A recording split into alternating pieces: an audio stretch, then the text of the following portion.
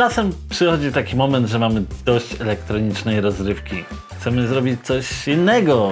Siąść przy stole z ludźmi. Chcemy zagrać w grę planszową. Ale jaką? Jaką grę wybrać? Przecież jak wchodzę w sklep internetowy, jakiś popularny serwis aukcyjny, to tam jest tyle stron z grami. Tego jest multum. Co mam wybrać? No jaką grę planszową mam wybrać? No i ja wam powiem.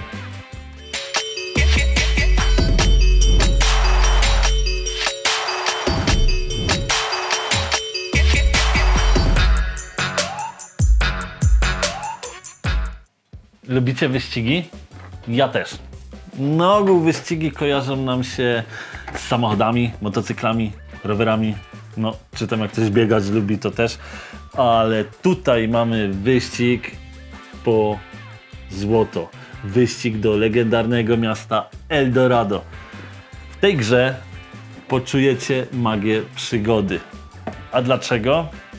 Dlatego, że wcielicie się w podróżników, którzy chcą odkryć to niesamowite, legendarne miasto El Dorado, które podobno było całe wykonane ze złota.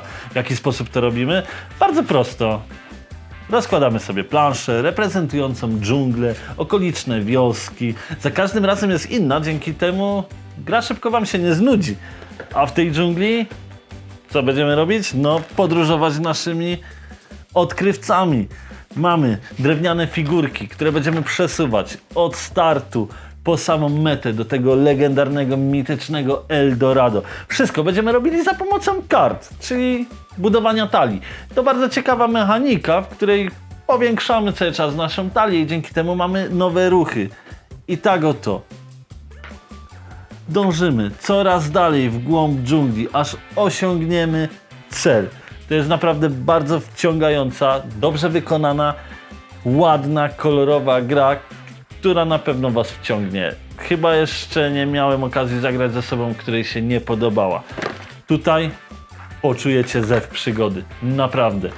El Dorado jest pozycją, którą warto wypróbować. Tym bardziej, że gra podoba się wielu graczom i recenzentom. Jest to jedna z najwyżej ocenianych gier rodzinnych i w tym tytule czuć przygodę. A jeżeli nie lubicie tak dynamicznej akcji, to może chcielibyście coś pobudować. Tworzenie w grach planszowych jest bardzo chodliwym tematem. Możliwe, że już szukaliście tego, jaką grę wybrać i trafiliście na serię Wsiąść do pociągu. Tak, to jest pozycja, którą wszyscy polecają, ale ja mam dla was alternatywę. Nowy Jork 1901. Dlaczego ta gra? No, tutaj też mamy bardzo dużą planszę. Też się bardzo dużo dzieje i z pomocą kart możemy coś stawiać, a stawiamy drapacze chmur na Manhattanie i w okolicach. Nowy Jork 1901 jest bardzo ciekawą grą i trochę zapomnianą, albo może przemilczaną. Naprawdę nie wiem dlaczego, ponieważ spójrzcie na to. Mamy mapę Nowego Jorku i wcielamy się w deweloperów, którzy będą ją zabudowywać. Nasze pionki są reprezentowane przez takie oto wieżowce. Proszę, jaki klimacik. I co? W trakcie rozgrywki będziemy zabudowywali nasze ulice odpowiednimi budynkami. Proszę, tak one wyglądają. W postaci płytek. Będziemy nanosić je na mapę, dzięki czemu będziemy zajmowali obszary dające nam punkty zwycięstwa. W grze mamy też swoich budowniczych, to oni będą zajmowali nam odpowiednie dzielnice i zaklepywali obszar, który potem możemy zabudować. To bardzo wciągająca i przyjemna gra. Ona może odstaje trochę od Wsiąść do pociągu marketingiem, ale na pewno warto po nią sięgnąć, ponieważ tutaj poczujecie się jak budowniczy tego nowego, wspaniałego świata, tego amerykańskiego snu. Jeżeli będziecie szukali czegoś dla siebie o budowaniu, myślę, że Nowy Jork 1901 jest grą, która spełni wasze oczekiwania. To kolejny tytuł, który gorąco polecam na początek. A jak jesteśmy przy tworzeniu, to może zainteresować się naturą. Część gier porusza również właśnie tematy bliskie naturze, tak jak Reef. To jest gra z gatunku gier abstrakcyjnych. Co to oznacza? Że temat został przyklejony do mechaniki i tak na dobrą sprawę tutaj obserwujemy rozrost pięknej, kolorowej rafy, a moglibyśmy oglądać słoiki w spiżarni. Ale na szczęście twórcy postawili na rafę. Szczelne pudełeczko. I co my tutaj mamy? Spójrzcie tylko na to. Te kolory, tak, wiem, to jest trochę kiczowate, ale w tym jest cała magia Reef.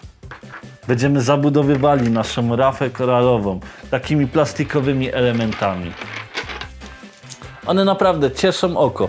Przy tym gra jest bardzo prosta i możecie w nią spokojnie zagrać ze swoimi dziećmi, rodzicami, dziadkami, z każdym. Nie mieliście wcześniej do czynienia z grami planszowymi, tymi współczesnymi?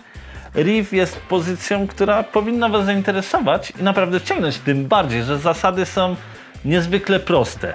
One są proste, ale nie prostackie, ponieważ w trakcie zabawy będziemy punktowali za to, w jaki sposób rozrasta się nasza rafa.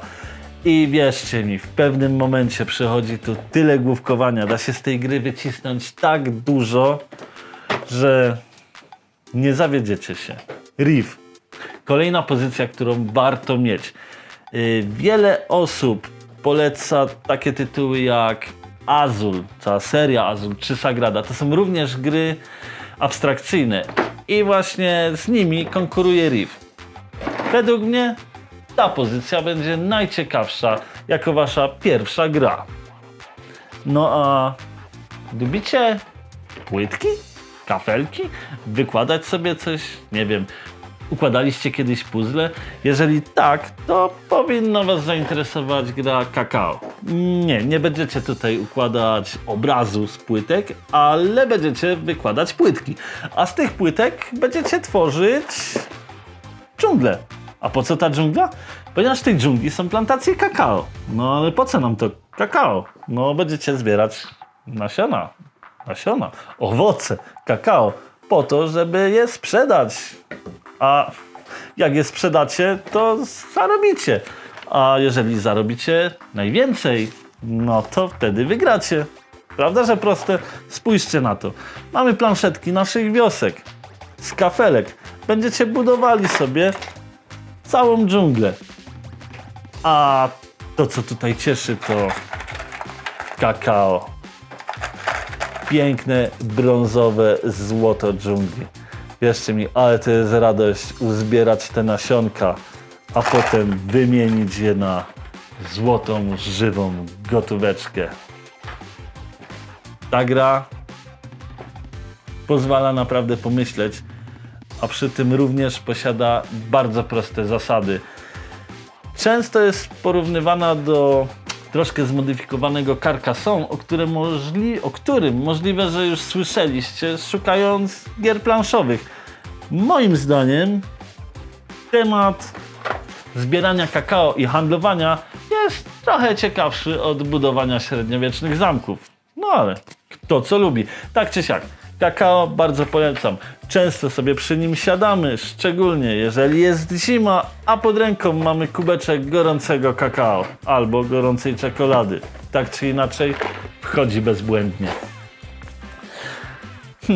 A jeżeli byliśmy przy płytkach, to mam dla was jeszcze coś, gdzie też będziemy budować z kafelków, ale trochę innych, bo lubicie gry cyfrowe?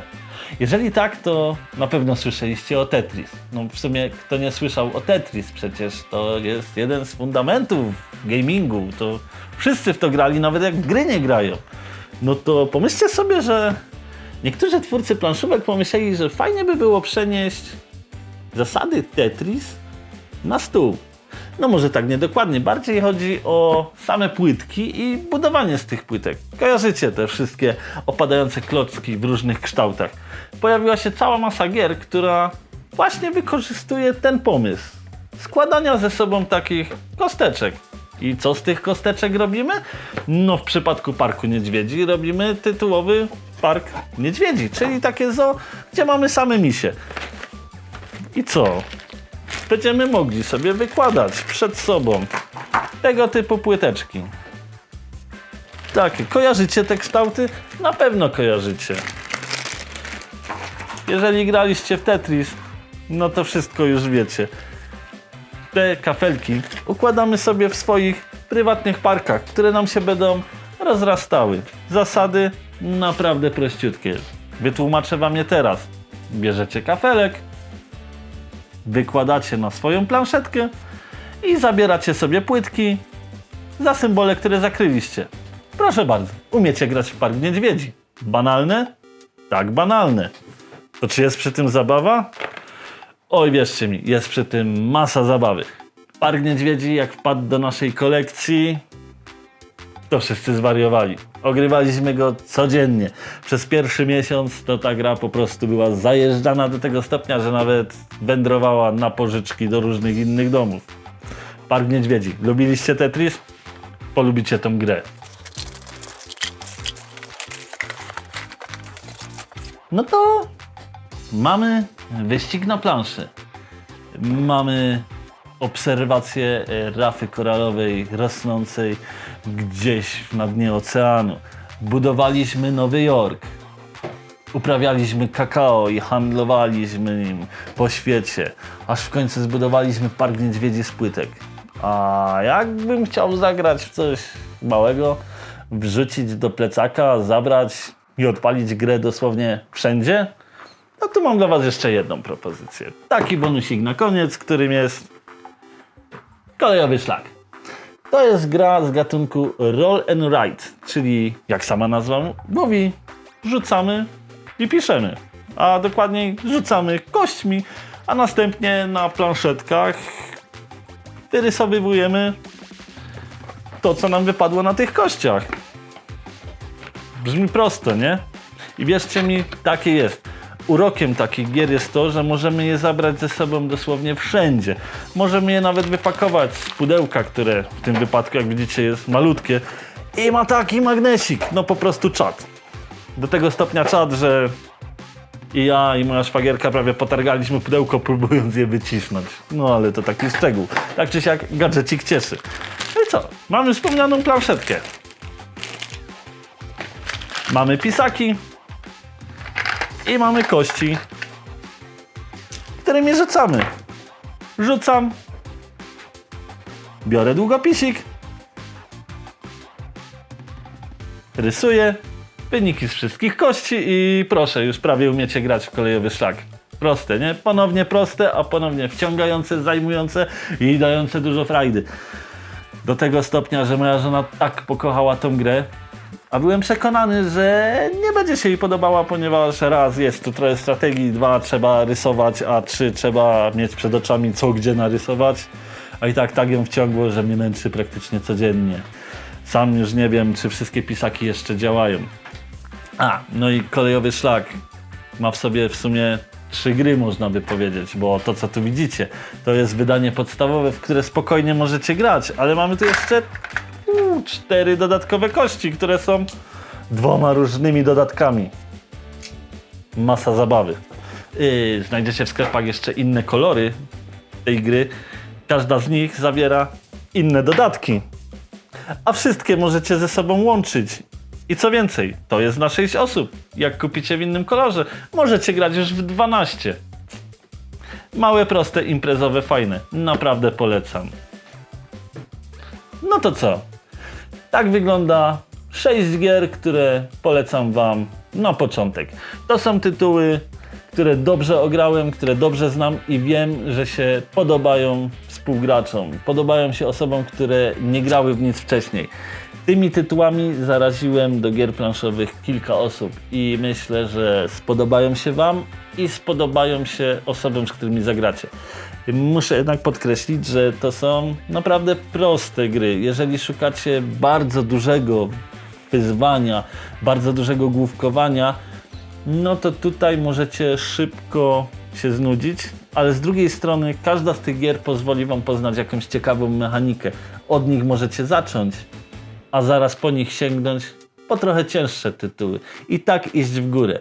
Nie ma nic gorszego jak chycić wielkiego molocha, jak...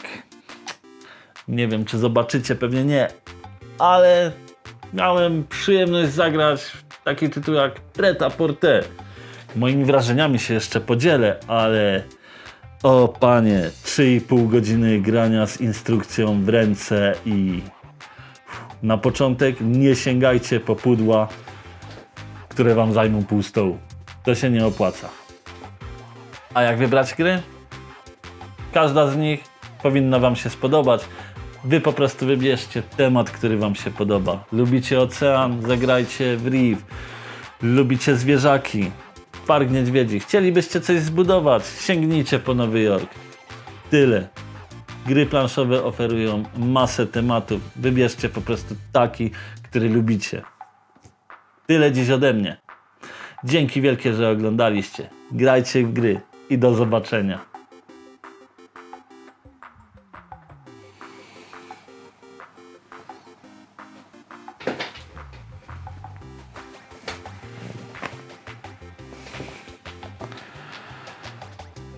Dobra, mi tu jeszcze troszkę zejdzie, więc to jest ten moment, kiedy możesz kliknąć suba i łapkę w górę, a ja potrzebuję jeszcze chwilę i tego. Jeszcze się zobaczymy. Cześć.